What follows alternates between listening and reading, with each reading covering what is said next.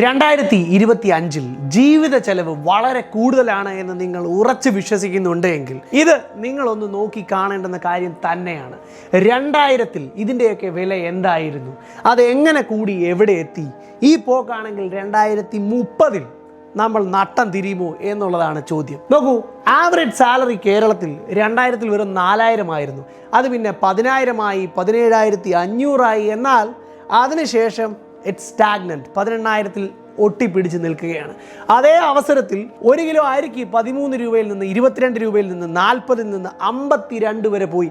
എന്ന് വെച്ചാൽ ശമ്പളം കൂടാത്ത സമയത്തും അരിയുടെ വില വരെ കൂടുന്നുണ്ട്. ഇപ്പുറത്തെ പെട്രോളിന്റെ വില നിങ്ങൾ നോക്കുക, ചിക്കന്റെ വില നോക്കുക, ഇനി ഒന്നുമല്ല സ്ത്രീകളാണ്, സ്വർണ്ണമാണെങ്കിൽ അതൊന്നും നോക്കൂ. 400 രൂപയിൽ ഗ്രാമിന് കിടന്നത് ഇപ്പോ 9,290. എന്ന് വെച്ചാൽ 2030-ൽ നമ്മൾ നട്ടം തിരികെ തന്നെ ചെയ്യും.